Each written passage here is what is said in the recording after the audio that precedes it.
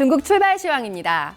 어제 중국 증시는 무역 지표의 영향에서 벗어나 반등에 성공하며 상승 마감했습니다. 연이은 유가 하락 여파로 대부분의 아시아 증시가 하락 마감한 가운데 중국 증시만 소폭 상승하며 마감했는데요. 오늘 증시 흐름은 어떤지 살펴보도록 하겠습니다. 홍콩 시장 먼저 살펴보시죠. 네, 현재 홍콩 항생종합지수는 0.08% 소폭 상승하며 21,820.40포인트 지나고 있습니다. 현재 텐센트가 0.79% 상승 중이고 CLP홀딩스도 0.77% 상승하고 있습니다. 반면 하락하고 있는 종목에는 페트로차이나가 0.19% 소폭 하락하고 있고 HSBC홀딩스도 0.24% 하락하며 출발했습니다. 이어서 홍콩 H지수 살펴보도록 하겠습니다. 홍콩 H지수는 하락 출발하고 있는데요. 0.01% 떨어지면서 9,557.35포인트 지나고 있습니다.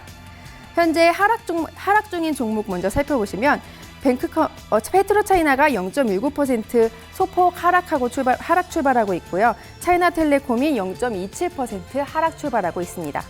상승하고 있는 종목도 한번 살펴보도록 하겠습니다. 현재 시티은행이 0.41% 상승 중이고 비아적이 0.23% 상승하며 좋은 출발 보이고 있습니다.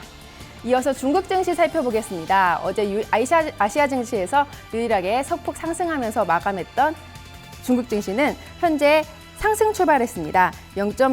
상하이 종합지수는 0.04% 상승하면서 3,473.84포인트 지나고 있습니다.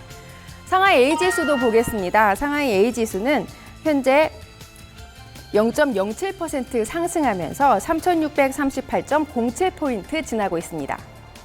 대형주 위주로 구성되어 있는 상하이 180지수도 상승 중인데요. 0.02% 소폭 상승하며 7,832.26포인트 지나고 있고요.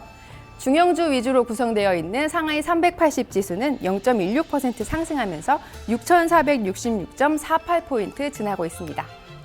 네, 이어서 중국 관련 외신 소식 살펴보도록 하겠습니다. 첫 번째 소식입니다.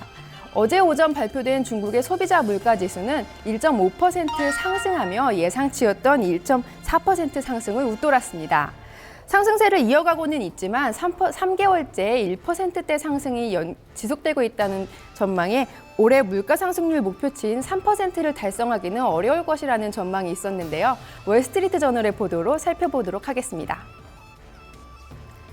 9일 월스트리트 저널의 보도에 따르면 전날 중국 국가통계국이 발표한 11월 소비자 물가지수 확정치는 1.5% 상승했습니다. 이는 예측치 1.4% 상승과 직전월의 1.3% 상승을 웃도는 기록입니다. 이날 함께 발표된 중국의 생산자 물가지수는 예측치와 직전월 기록에 부합하는 5.9% 하락을 기록했습니다. 11월 해외 무역은 약세를 보였고 내수에서도 철도 화물은 작년보다 15% 내렸습니다. 이번 소비자 물가지수 상승에는 식품 물가가 주도적인 역할을 했습니다. 그럼에도 생산자 물가지수가 45개월째 하락세를 이어가고 소비자 물가지수도 3개월째 1%대 상승에 머무른 데다 이날 위안화가 4년 동안 최저치로 고시되면서 이제 중국 경제는 디플레이션에 빠지는 게 아니냐는 우려가 나오기 시작했습니다. 중국은 계속해서 금리를 인하하고 지급 준비율을 낮추며 경제를 살리기 위해 노력하겠지만 당장 올해 중국 경제의 물가 상승률 목표치인 3% 달성은 어려울 것이라는 전망입니다. 네, 두 번째 소식입니다.